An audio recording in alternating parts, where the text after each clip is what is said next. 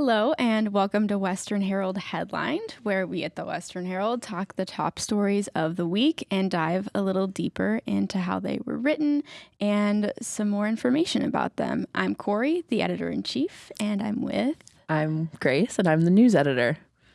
Very fun. Yes. We're back. Mm-hmm. It's been a while since I've been on. Have you been on recently? It's been a couple weeks. I think maybe before spring break, but yeah. Oh, okay. Same. Glad to be back. Yes. We're missing Aidan today and a bunch of the other Western Herald editorial board members because they are winning awards at the School of Communications ceremony. We have some pretty high achievers in the group. Yes. And they're getting like scholarships, recognition for their work. So that's really cool. I always love seeing them get recognized for all the hard work that they do. Yes, you can sign up for our newsletter to see like our Achiever of the Week. Every week we pick someone, a staff member of the Western Herald, to like showcase because they've done something cool. And I think everybody's been the Achiever of the Week at least once. So, yeah. But yeah, so it's someone different every week. It's cool to see on the newsletter. Absolutely. All right. What do we have this week in terms of stories, Grace? We have a lot of stories this week, specifically a pretty breaking news story that came out yesterday as of when we're filming this, and that is 4 WMU international students' SEVIS statuses were terminated. That was written by Kayla Lambert, our managing editor. Cori, do you want to kind of talk about what this story is? Yeah. So 4 international students at Western have had their status in the National Student and Exchange Visitor Information System, SEVIS, terminated. And that was an email sent to international students at Western on Wednesday night. And then the story was written on Thursday. The Senior Director of International Student and Scholar Services, Brian Childs, wrote this email to the international students, and it kind of talks about what SEVIS status means and how students can check their SEVIS status with the university. But termination of the status can lead to being asked to leave the country, according to the email. And then there were some links for students to visit on the university webpage to give them more information. But unfortunately, we don't know a whole lot right now. There's, I think you were looking at what happened at other universities. Yeah, there was, I know that there's been other universities that have had these same issues, and specifically at U of M, there has been 22 students that have been asked to leave the country due to their SEVIS statuses being revoked. Central Michigan also had 7 students, 3 who were currently enrolled in classes and 4 who have graduated. And then I also heard about MSU, but I don't have their numbers right here. But yeah, it's scary because we've seen all of this happening at other universities, and it's just slowly come to Kalamazoo. Exactly. And Western has, I think, 2,100 international students enrolled. That's like a pretty high number. That's a big chunk of our... for a university. And looking at the numbers at the other universities, 4 seems kind of low, which is like, we're lucky that it's only 4, but those 4 students like are pretty in the dark right now. According to the university website, the university and the students were not notified from federal officials of the terminations. I was looking at what happened at Central, and some of their department leadership came forward and said, like, they saw the change in the system, but there was no reason behind why that happened. So these students were notified that their status was terminated, but they weren't given a reason or a timeline to fix it. I think they just have to leave the country. Yeah, and that's the scary part, because it's like, it's not just the students that don't know, the university doesn't know. So for international students who still have their SEVIS status, like, is still good, they don't know when that could change. Exactly. So they are able to like email the university and check to see if their SEVIS status is still good, but that could change at any moment, especially without the reasoning. Yeah, so it looks like one of the 4 students at Western's visa was revoked, but we're unsure as to the other 3 what the next step is.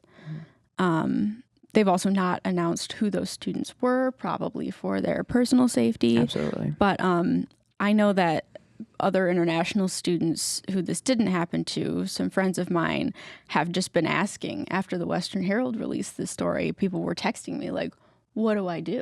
Yeah. What happens now? How do I make sure that I'm safe and I don't get deported? And the answer for like pretty much everybody is, I don't know. The university doesn't know. Yeah. I, as a reporter, don't know.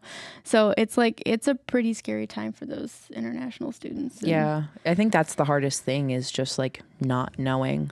Because at least if you had like a reason why your status was terminated, you'd be able to kind of hopefully try to combat that. But when you don't know, there's really nothing you can do, which is really unfortunate for those international students. I was also in a political science class last night where the professor was like, there's a huge number of international students in a political science master's program. And the professor was like, let's just like take a minute. And if any of you need help or you need anything from me, let me know. If this is like making it hard for you to do your schoolwork, let me know. So like university faculty has been really great on this subject. I think there is a list of faculty members who students can reach out to if they're feeling unsafe or nervous about this. And then some faculty members have also vowed to like practice civil disobedience if ICE or Homeland Security comes into their classroom. And so it really just like depends on the situation. And international students are also recommended to carry their documentation with them, their passports, anything saying that they do have visas that allow them to be educated at Western and live here. So I guess more information on that to come. Kayla's going to keep looking into that story, keep bothering the university departments for information. I'm sure the university is going to keep bothering the government for information. So the chain of command is kind of long right now, but yeah. Scary times for sure. Check out westernherald.com for any more updates. Absolutely. But also on westernherald.com are a couple video stories that came out this week that you worked on. Yes, I got to work with Athena and Grady, who are two multimedia staff members. And we got to go out to the College of Engineering and we got to meet with the Sunseeker RSO. Very cool. They're a really awesome RSO. They like build a car completely out of solar energy. Like it runs completely on solar energy. And then during the summer, they go and race it against a bunch of other universities. It was really awesome to like go there and kind of like see what they do, because I don't have that type of knowledge in my brain. So getting to see what they do and how they do it, and just like the real like collaboration between so many different people from so many different majors. For sure. That was really awesome. The car is pretty cool. I'm just like looking at it on Grace's screen. So go to westernherald.com if you would like to see what the solar car looks like. I interviewed the solar car team, I think 3 years ago. I was writing a story for WMUK, which is the campus's like NPR affiliate. And I was at an electric vehicle showcase situation. So I like was there for that, and I got to like, I saw an electric bus and I talked to the bus driver. Like some of the Kalamazoo's cool system buses are totally electric. It's crazy because they're like silent. That's crazy. Like yellow school bus didn't make any noise. That's like revolutionary, right? I think. But the Sunseeker team was there. It was the team from 3 years ago, and they were like showing me the car and all of that. And it looks different now. Yeah. So now they have two cars actually. Oh, okay. That they've built, because I think when we went, one of them wasn't running. So they were like fixing that one, but then they brought the other one out. And it was just really awesome because they're like a multidisciplinary RSO. So like anybody from any major can come and like help build this car. They have different like teams. And then they get to go and race against other universities, which they say is a really fun experience because like it's just like a big community. Like you would never think about this like niche, like solar powered car college student community, but it exists, and it's actually like a really good chance for them to like see other people. And like they talked about how like when they go, there will be like things will happen. They'll need parts. They'll need to redo their cars, and everybody just like flocks together to like help the other teams, even though they're in a competition. Right. So I think that's like a really nice, just like sense of community. That is really cool. I think like all of our engineering RSOs are so interesting. We had the like concrete canoe story a couple weeks ago, and like they're doing really cool stuff all the way over at Floyd Hall. I kind of wish the engineers were a little bit closer to main campus so that we could like see all of this stuff happening. I know they have like all the fancy equipment and stuff over there, but it's a really cool building. Yeah, it is. I had a class there last semester. I was taking graphic printing science, which is like the science with lab class for art majors, essentially. But just like walking through that building, because I remember the first day I went there, I got really lost. Because if you've never been to Floyd, over on Parkview campus, it's just like a big hallway. Yeah, it's basically just like a big hallway, and it's very long, so it's easy to get like on the wrong side of the building. But just like walking through and seeing like all these like giant machines, that I have no clue what they do, but they look really cool. All of the classrooms have these like labs, and they have like all of this crazy stuff inside that I don't know anything about. But my roommate's an engineer, and I know a lot of engineers, so like I've been there a couple times, and it's just like, what are you doing over here? Like that's so cool. Like they're making cars and canoes out of concrete, and that's just like the baseline like RSO level, exactly, and doesn't even include like what like the engineering students are doing like as majors and stuff. There's some really cool people over there. Absolutely. It'd be nice to see a little more of that over here. I mean, we have great RSOs over here, but nobody's just driving cars around like nobody's like building cars on main campus. It's true. But now, moving over to arts and entertainment, we had the Rhythm and Runway MODA Spring Fashion Show. That was at the Delta Hotel Conference Center on April 4th. Very exciting. Yes, it was. This is my second year going. I was not the reporter on the story. That reporter was Ella Reynolds, our lead A&E reporter. But I went because I reported on this spring fashion show last year, and it was such a great experience. Oh, you just went for fun? Oh, yeah. I literally just went for fun. That's awesome. I took my roommate, and I was like, we're going. It's going to be fun. And we had so much fun. Heck yeah. The theme this year was Rhythm and Runway, which was kind of challenging designers to create a line inspired by music with different mediums, different decades, artist albums. And it was really cool to see the range of music in this show. Like there was punk, there was rock, there was country, there was like 60s Madonna. It was really awesome. And one of the designers, Ella Vokes, she did a line inspired by Prince because she lives in Minnesota. So that was a really awesome like line to see. And she won Best Designed Collection, which was really exciting. That's awesome. And we have the print story and a video. Yes. Right? So if you want to read about it, hear from some of the MODA people, or go watch the video to see some of the actual designs. They're so cool. Yes. And it's so impressive because like MODA is like consists mainly, as far as I know, of like fashion majors, fashion design majors, but it is open to any major.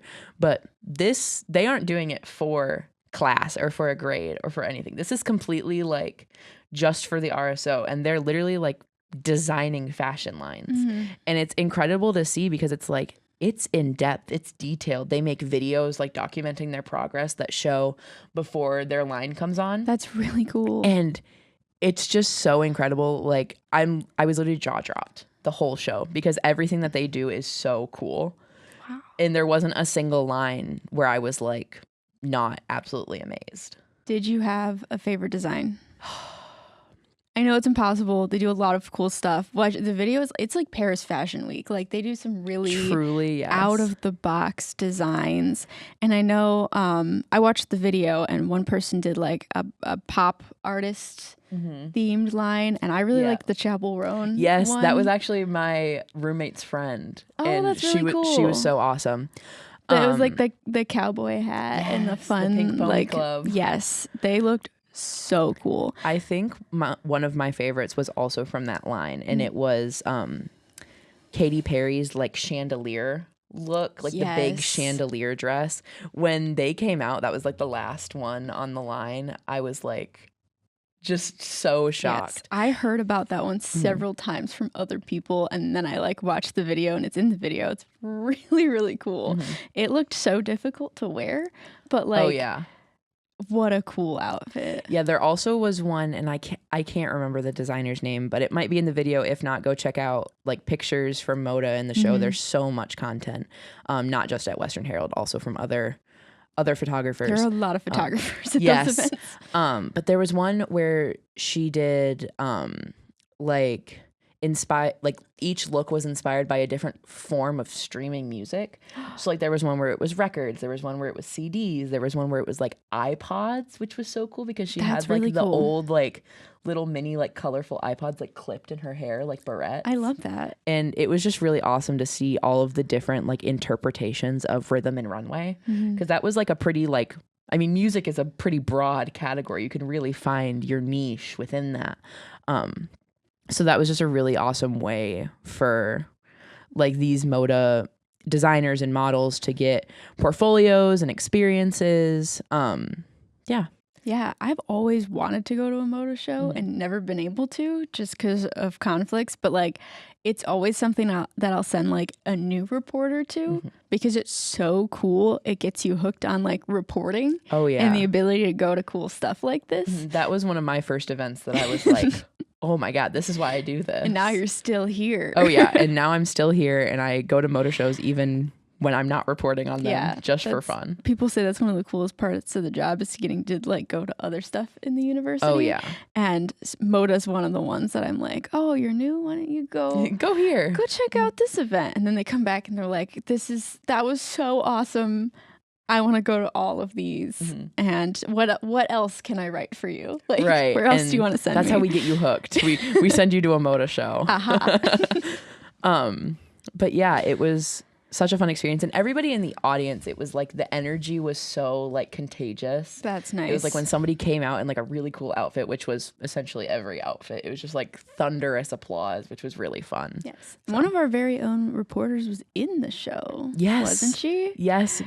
Annabella Tetner, our beautiful lead news reporter. Yes. She was a model in the show, and she was beautiful and amazing, and she looked great in the outfits that were made for her. Yes. Do you know how she like got to be able to do that? Is she like friends with a designer? I think I'm not really sure, but I know that like with MODA, you can just like join. Like anybody can join. You go to a MODA meeting. You don't have to be a fashion student. No, you don't have to be a fashion student if you're interested in designing, even if you're interested in modeling. Like if you are like, I can't make clothes, but I want to wear some cool clothes and show people. That's awesome. You can go to a MODA meeting. Any information for like new meetings or new members can be found on their Instagram page, which is at WMU MODA. And they're always looking for new people. Anybody, any majors, any backgrounds, you're welcome at MODA. So very interesting stuff. Let's see what else is going on. I know, I was just looking. That's everything we like said we were going to talk about. Yeah. But there's only 2 of us today, so we kind of blew through those. Yeah. Is Dreamgirl still showing? No, I don't think so. There was the Lee Honors College blood drive, which was April 4th. Yes. This is written by a new staff reporter, Lainey. This is her first byline, so yay, Lainey! Very exciting. They had over 30 individuals that signed up to donate blood. With a lot of them were walk-ins. So if you didn't know, when Lee Honors College does their spring blood drive, you can make an appointment or you can just walk in. And they do it usually from like 10 in the morning to 4 in the afternoon, so that if you have a chance between classes, if you're done for the day, you can just stop over to the Lee Honors College building and help, give some blood, donate some blood and save some lives. Yeah. This is where I'm kicking myself for not reading up on my hockey. Yeah. Big night last night for hockey. Yes. They are going to the national championship. Yay. I wish one of our sports members were here. The story's also not up on the website yet, so I'm going to have to but I'm sure it talk will be to them very soon. But yes, westernherald.com for all of your sports needs, including hockey, eventually. Hopefully by the time this comes out, we will have won the national championship. Very true. Because that game is and that will be tomorrow. Likely in the print that comes out absolutely. the day that this comes out. Also coming out in that print, very exciting, is Western Herald's 25 of 2025. Yes, very exciting. So pick up a print edition to see which students at the university we felt were like the top leaders or overachievers at Western this year. Last year we did a 24 of 2024, and Western Herald just kind of picked prominent students that we had heard a lot about, people that we had written about multiple times. This year we asked people for nominations, which was really cool. Yeah, it was really awesome to see all of the different like areas of the campus like come together. Yes. So it's like we had people from communications, we had people from arts, we had people from business. There was just like people from all places. Yeah. Really cool. We have some athletes on there. Yes. We have a pretty good variety of students, which was really nice to get from the nominations. Absolutely. So that'll come out. There's like the student's name, a little blurb about them. It's just like a little shout out to how awesome our students are, because that's like who we make all of this content for. Absolutely. And who we're writing about. I love feature stories just like about individual students doing really cool stuff, because there's not a student on this campus that isn't doing something really, really cool. I wish we could cover everybody doing cool things, right? but it would be impossible to do. Yeah. So we try and cover those who we can, and we'll see. They should also reach out to us more. If you or your friend is doing something really cool, like reach let out. us know. We'll do a story. We love RSO spotlights. Yeah. Yeah. So once you see 25 for 25, we'll hopefully do 26 of 26, and hey, that won't be my problem. just keep going until the end of time.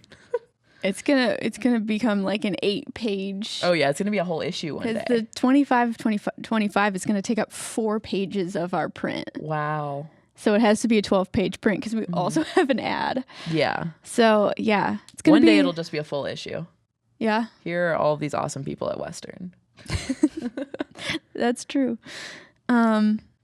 Our April Fool's edition also did really well. People liked that. I loved our April Fool's edition. I recommend you guys do that again last year, because it was a lot of fun to make and people picked it up. It flew off the stands. It really did. And I know there's still a couple like hiding around campus. Yes. So if you still want to find those, they were print only stories. Yes. So if you're in pick up a Woodhall, copy. I distribute to Wood. I'm pretty sure all 25 papers that I put in that stand are still there. As for the Richmond Center Visual Arts, there's a lot of papers there still. Okay. So, people take them from like the Student Center and the library and the Lee Honors College, but those are like heavily trafficked places. So. Some of we might have to move stands again next year to see how, because people don't pick them up from Wood. Or maybe we'll just put more in the library. Yeah, absolutely. Yeah. So yeah, pick up your prints across campus. We're also planning a summer edition to stay on the stands over the summer.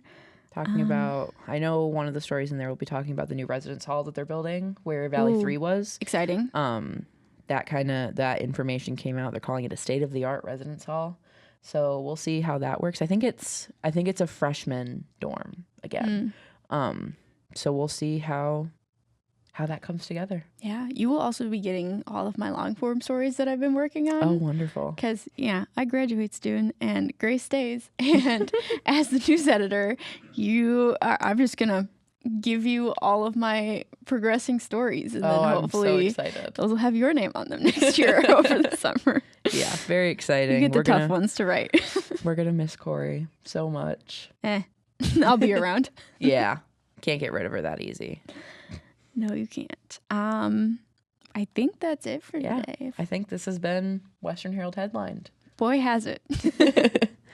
Go to westernherald.com, pick up a print, check us out on social media, sign up for our newsletter. I think that's all of our platforms. Follow us on TikTok. Yes, our TikTok is fun. We do a lot of fun stuff on TikTok. It gets us out of that journalism rhythm, and we just get to have fun. Yes. Well, this has been Western Herald Headlined, and we'll see you next week. Bye.